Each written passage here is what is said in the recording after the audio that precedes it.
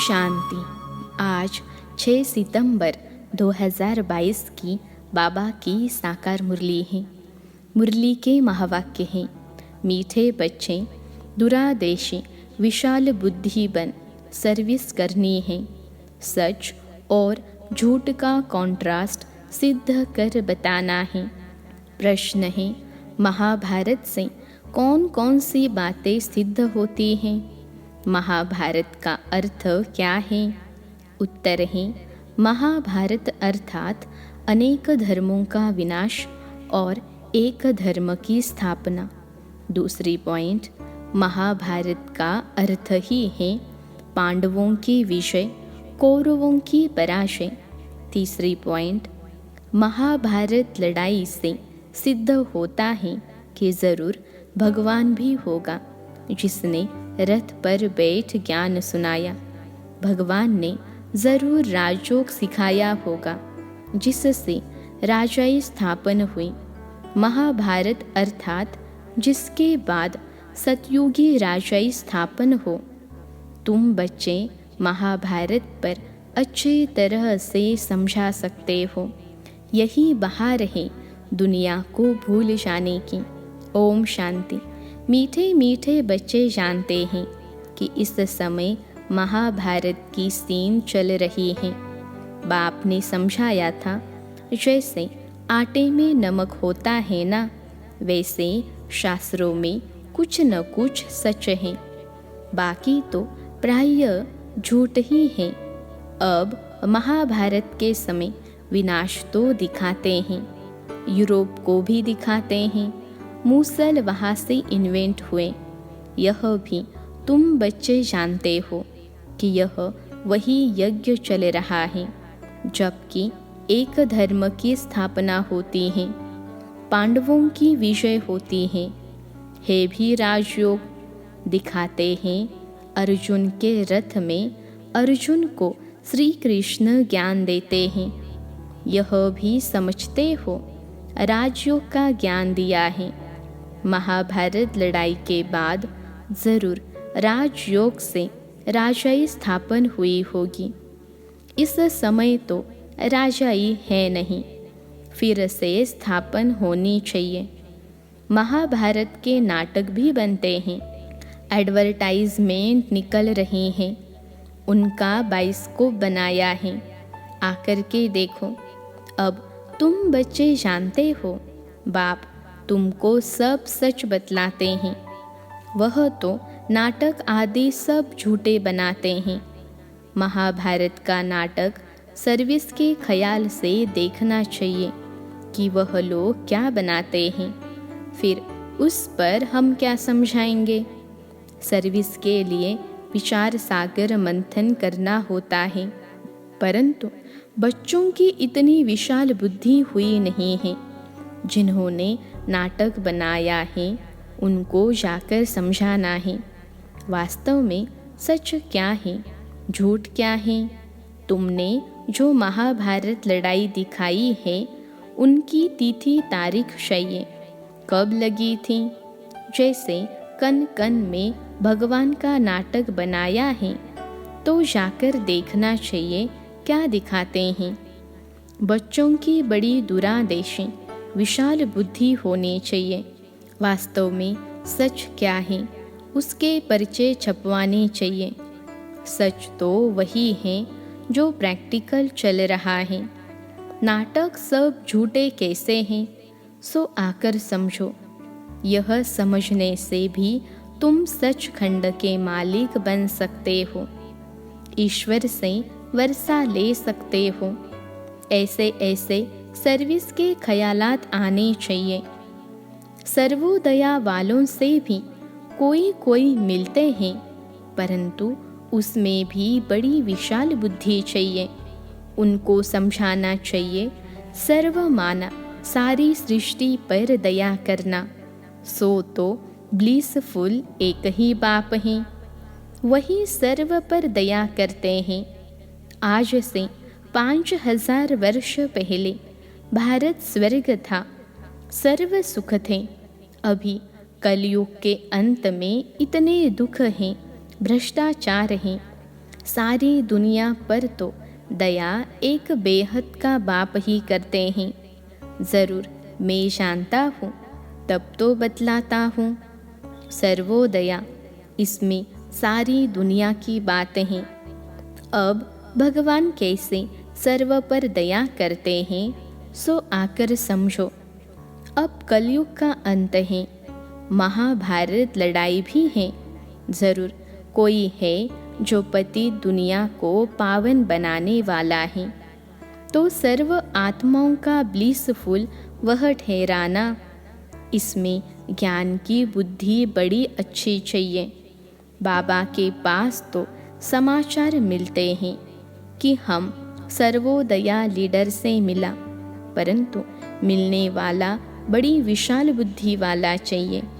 बाबा ने देखा कि कोई ने विशाल बुद्धि की बात नहीं की है। पहले तो उनको बताना चाहिए कि सारी दुनिया में दुख और शांति है, यह दुख धाम है, तो ज़रूर पहले सुख धाम शांति धाम था। बच्चों ने यह भी उनको बताया नहीं। भारत की बड़ी महिमा करनी चाहिए। अच्छा, भारत को ऐसा बनाने वाला कौन? तुम तो सर्व पर दया कर नहीं सकते हो। वह तो एक ही ईश्वर है जिसको तुम भूले हुए हो। वह खुद अपना कार्य कर रहे हैं। हाँ, यह भी अच्छा है जो दुखियों को कुछ न कुछ देते हो। उनसे मिलना भी चाहिए एकांत में। महाभारत का जो नाटक बनाया है उस पर सच और झूठ का कॉन्ट्रास्ट लिख पर्चे बनवाने चाहिए। भारत कैसे कौड़ी से हीरे जैसा बनता है सो आकर समझो।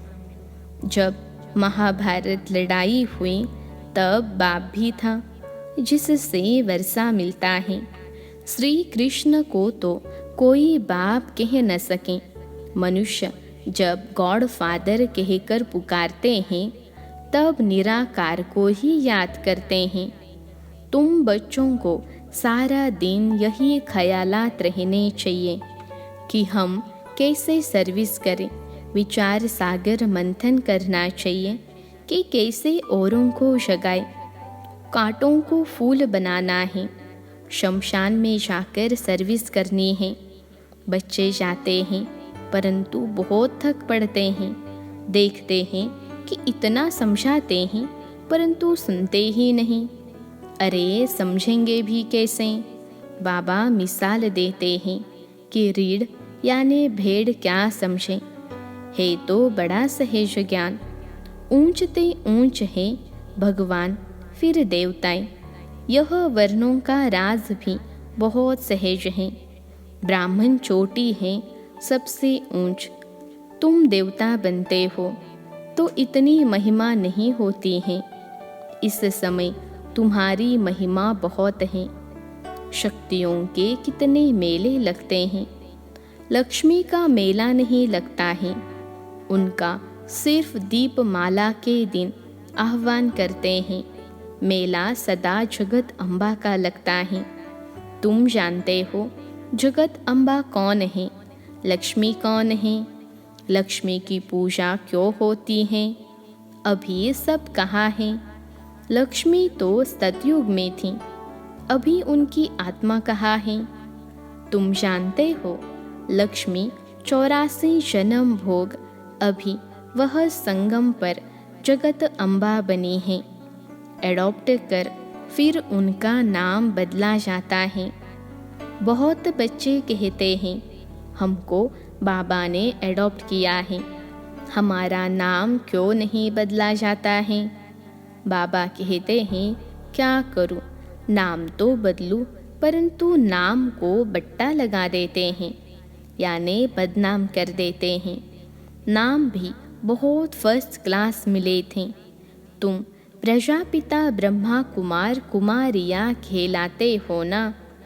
भल शरीर निर्वाह अर्थ धंधे आदि में वह नाम चलाना पड़ता है।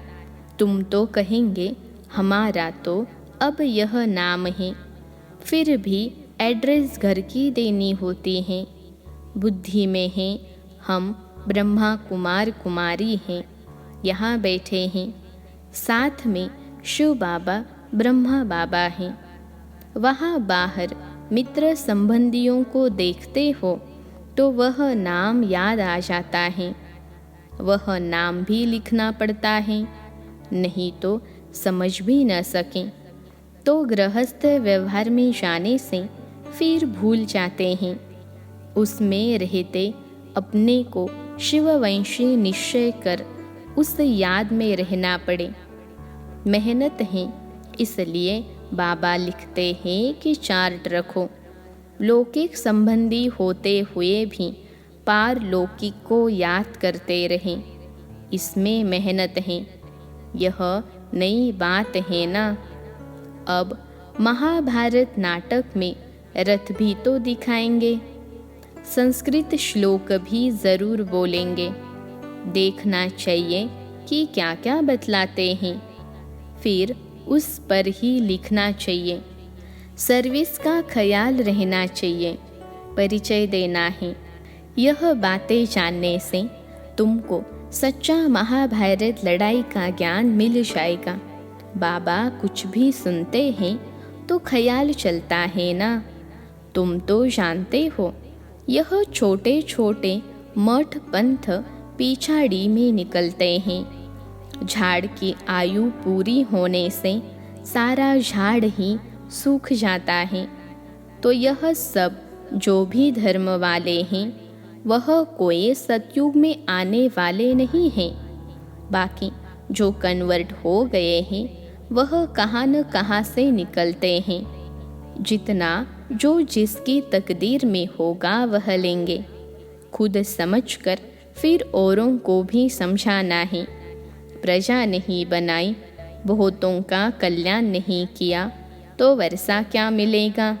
कोई की शक्ल से ही पता पड़ जाता है कि इनको ज्ञान अच्छा लगता है।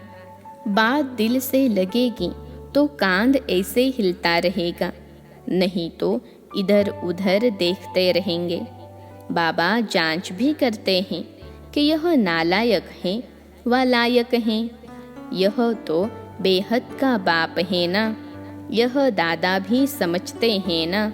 यह कोई भुट्टू यानी बुद्धू तो नहीं।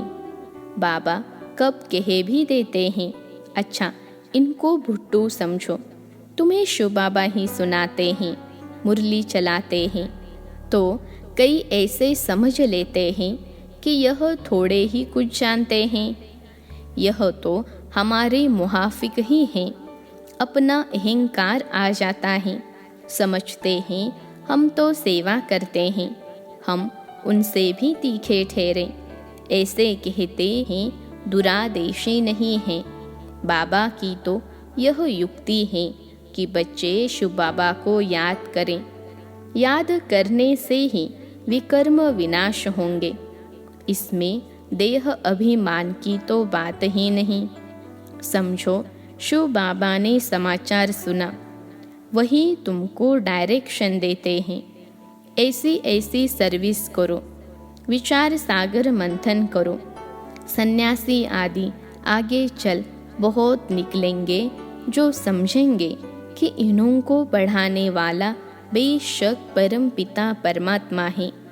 श्री कृष्ण तो हो नहीं सकता, तुम सिद्ध कर देंगे।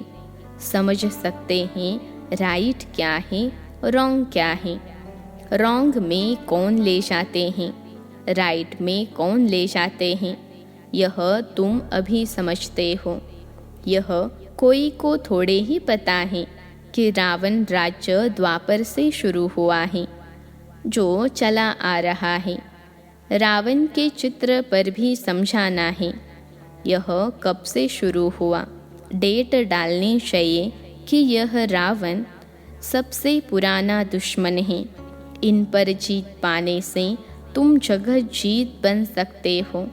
बाप सर्विस की अनेक प्रकार की युक्तियाँ बताते हैं, डायरेक्शन मिलते रहते हैं। ऐसे ऐसे पर्चों में लिख कर खूब बांटो और पॉइंट्स मिलती रहेगी तीर लगाने की। आजकल नाटक देखने तो बहुत जाते हैं। पतित बनना यह गंदगी है ना, सब पतित हैं। पावन बन फिर पतित बन पड़ते हैं। बाबा कहते हैं काला मुंह कर दिया। ऐसे तो बहुत होते हैं। बाबा तो समझ जाते हैं कि इनमें क्या ताकत है माया पर जीत पाने की। बाबा से पूछते हैं शादी करूं? बाबा तो समझ जाते हैं कि इनकी दिल है। बाबा कहेंगे मालिक हो, चाहे जहन्नुम में जाओ, चाहे क्षीर सागर में जाओ, मंजिल बहुत बड़ी है। काम विकार कोई कम थोड़े ही हैं, बहुत मुश्किल है।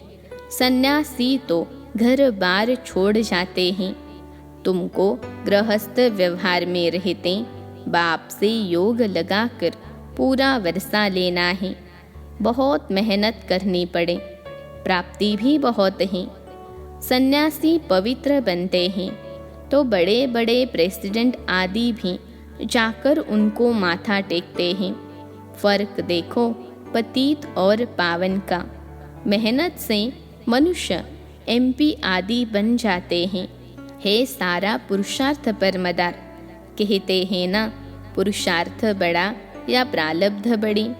पुरुषार्थ ही बड़ा कहेंगे। पुरुषार्थ से ही प्रारब्ध बनती है ना। कोई फिर समझते हैं प्रारब्ध में होगा तब तो पुरुषार्थ करेंगे, ड्रामा कराएगा, ऐसे समझकर बैठ जाते हैं। पहली मुख्य बात है ही बाप का परिचय देना। जास्ती बातों में टाइम वेस्ट नहीं करना है।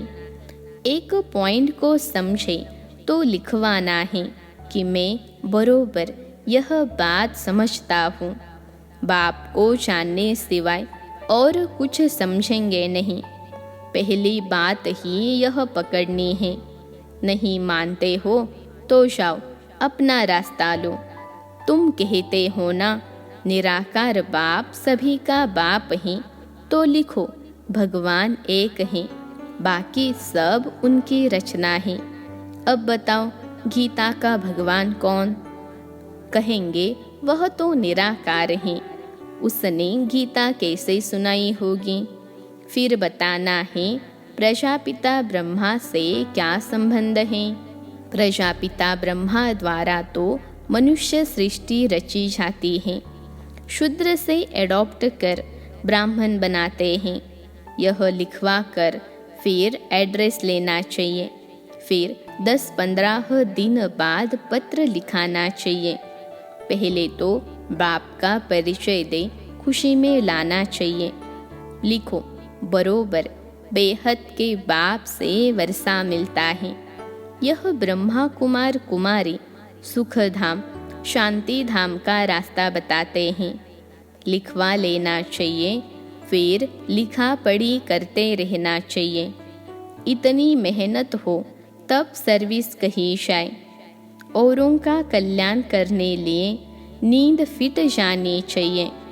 शिव बाबा को भी रड़िया मार मार कर पुकार पुकार कर बाबा की नींद फिटा देना तो आ गए। बच्चों को भी मेहनत करनी चाहिए। प्रदर्शनी व प्रोजेक्टर में भी पहले इस पॉइंट्स पर समझाना चाहिए। अच्छा, मीठे मीठे सिखिलते बच्चों प्रति माता पिता बाप दादा का याद प्यार और गुड मॉर्निंग। रूहानी बाप की रूहानी बच्चों को नमस्ते। हम रूहानी बच्चों की सिखिलते रूहानी माता पिता बाप दादा को याद प्यार, गुड मॉर्निंग और नमस्ते बाबा नमस्ते। धारणा के लिए मुख्य सार पहली पॉइंट है सर्विस के लिए विचार सागर मंथन करना है, थकना नहीं है। बहुतों के कल्याण की युक्तियाँ रचनी हैं। दूसरी पॉइंट है लौकिक के बीच में रहते भी पारलौकिक बाप को याद करना है। श्रेष्ठ पुरुषार्थ से अपनी प्रारब्ध ऊंच बनानी है। आज का वरदान है एक बल एक भरोसा रख। हलचल की परिस्थिति में एक रस रहने वाले सर्वशक्ति संपन्न भव। एक बल एक भरोसा रख, हलचल की परिस्थिति में एक रस रहने वाले सर्वशक्ति संपन्न भव। विश्लेषण है, एक बल एक भरोसे में रहने वाली आत्मा सदा एक रस स्थिति में स्थित होगी। एक रस स्थिति अर्थात सदा अचल, हलचल नहीं। एक बाप द्वारा सर्वशक्तियाँ प्राप्त कर सर्वशक्ति संपन्न रहने वाली आत्मा कैसी भी हलचल की परिस्थिति में अचल रह सकती है। एक रस स्थिति का अर्थ ही है कि एक द्वारा सर्व संबंध, सर्व प्राप्तियों के रस का अनुभव करना। उसे और कोई भी संबंध अपनी ओर आकर्षित नहीं कर सकते। आज का स्लोगन है, बेहद सेवा की श्रेष्ठ वृत्ति रखना ही विश्व कल्याणकारी बनना है। बेहद सेवा की श्रेष्ठ वृत्ति रखना ही विश्व कल्याणकारी बनना है। अच्छा, ओम शांति।